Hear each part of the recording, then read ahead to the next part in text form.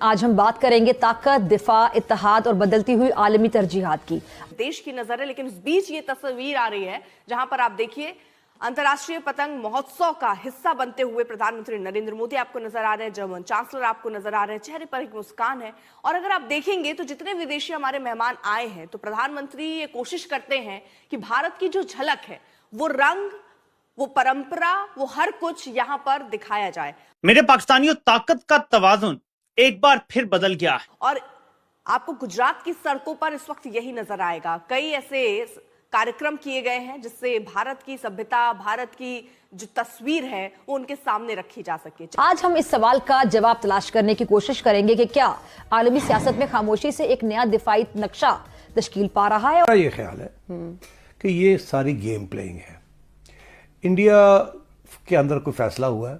अच्छा, माई analysis is that Indian arm forces and सियासी जमात BJP, इन्होंने कोई प्लान बनाया है। फ्रेडरिक मर्ज भारत के दौरे पर हैं और इस वक्त प्रधानमंत्री नरेंद्र मोदी के साथ हैं। आइए इसी खबर से करते हैं शुरुआत। साबरमती रिवर फ्रंट पर फ्रेडरिक मर्ज पहुंच गए हैं। पीएम मोदी के साथ जर्मन चांसलर की ये तस्वीरें देखिए, ये बॉन्डिंग देखिए। पहले महात्मा गांधी को दी गई श्रद्धांजलि। साबरमती आश्रम से थोड़ी देर पहले ही हमने वो तस्वीरें देखी जब प्रधानमंत्री नरेंद्र मोदी और फ्रेडरिक मर्ज एक साथ साबरमती आश्रम पहुंचे और सत्य और अहिंसा के सबसे बड़े पुजारी, जिनको दुनिया नमन करती है, महात्मा गांधी को श्रद्धांजलि देकर अपने इस दौरे की औपचारिक शुरुआत की। जो कुछ की गलियों में हो रहा है और अभी रात गए तक होता रहा है, वो हमें ये बताता है कि हार मानने वाले नहीं।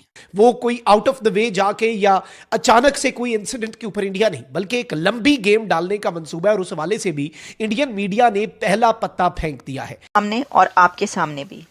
ये एक व्हाट्सएप स्क्रीनशॉट या व्हाट्सएप पोस्ट है और इसका टाइटल है India is the CEO factory of the world. वैसे तो India pharmacy of the world कहा जाता है, लेकिन वैसे इंडिया अब तो फैक्ट्री ऑफ द वर्ल्ड हो चुका है। ठीक है, जब से वो आईफोन उठकर चाइना से वहाँ पर गए हैं तो तब से तो वो दुनिया की फैक्ट्री भी बन चुका है। और सिर्फ वही नहीं, और भी बहुत सारी ऐसी प्रोडक्ट्स। कई बार बताया कि दुनिया के बड़े टेक कंपनीज के CEOs जो हैं वो भारत के हैं। क्यों है ऐसा, क्यों है? अब देखें, ये बात इतनी ज़्यादा पाकिस्तान में कही जाती है, वायरल होती है और लोगों को बताया जाता है कि देखें ये हैं उनके एसेट्स, और आपके एसेट्स हाफिज सईद से लेकर और कौन कौन से दहशतगर्द हैं ये आप मुलाहिजा करें। इस पर बहुत सारी बातें होती रहती हैं, डिबेट्स चलती रहती हैं और ये सब स्क्रीनशॉट्स चलते रहते हैं। 2025 की जंग के बाद this is the first time कि इंडियन मीडिया ने डायरेक्टली पाकिस्तान पर एक बहुत बड़ा इल्जाम लगाया है। पाकिस्तान के 5 ड्रोन्स मुख्तलिफ जगहों से उड़ान भरकर भारत की सरजमीन में दाखिल होते हैं। पाकिस्तान के ड्रोन्स जो हैं उनके ऊपर भारतीय फौज अपने फायर खोलती है और इस सब के अंदर पाकिस्तान के ड्रोन्स मार गिराने का दावा। लाइन ऑफ कंट्रोल के ऊपर काफी रिपोर्ट्स आई कि भाई 5-6 पाकिस्तानी ड्रोन्स दिखे हैं और उनकी तरफ से कुछ इंट्रूजन की कोशिश करी जा रही है। हमारी L-70 गन्स ने फायर भी खोला, उसके बाद वो एक आधा आई थिंक शूट डाउन भी हुआ है।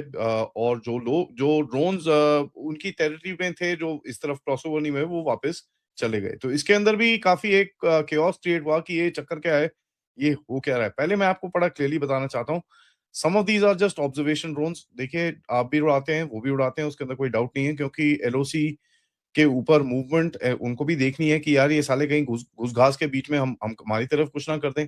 So you know they also keep a track, हम भी ट्रैक रखते हैं, उसके अंदर कोई डाउट नहीं है। Some of these drones also come inside, उसके अंदर भी कोई डाउट नहीं है।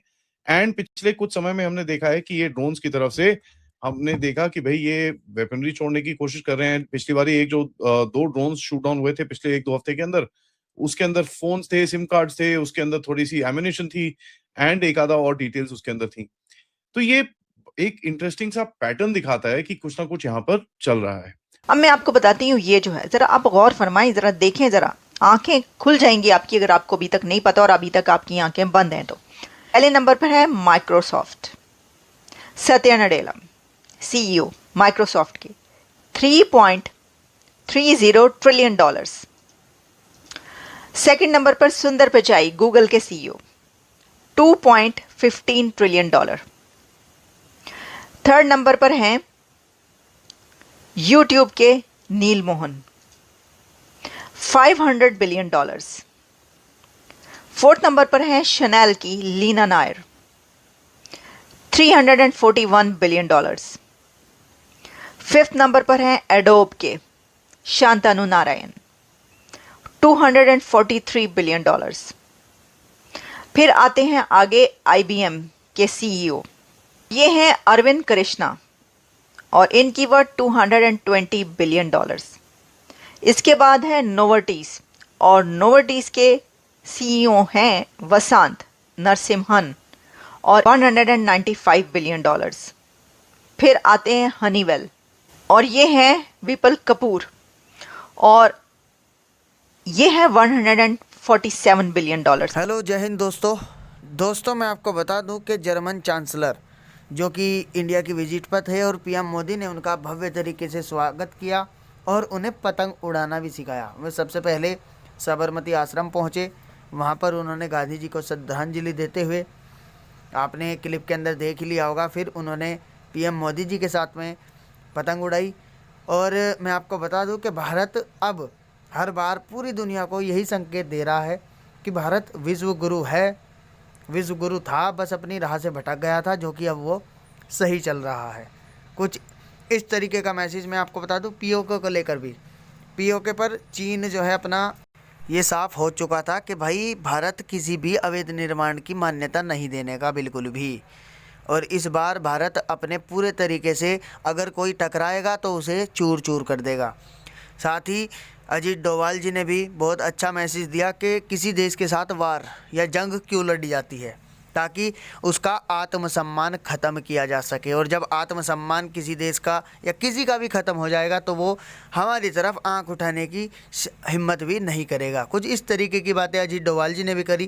खैर, अगर आपको वीडियो पसंद आया हो तो वीडियो को लाइक और शेयर अवश्य करें और चैनल पर नए हैं तो चैनल को सब्सक्राइब कर लीजिएगा।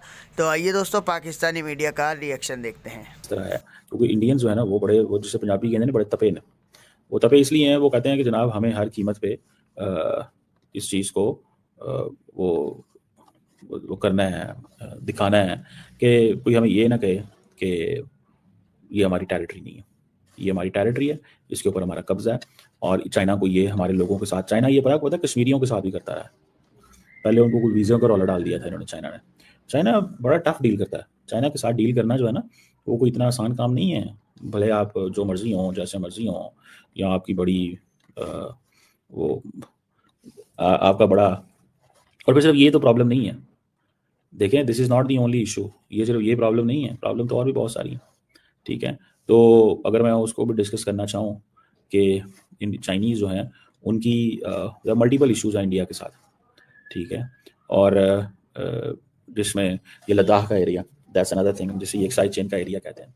ये आप समझ लें, ये मिलिटराइज्ड है इलाका और वॉलेटाइल रीजन है। फिर इसमें कुछ ऐसे एरिया जिसमें डेस्पोंग प्लेन्स उन्हें कहते हैं,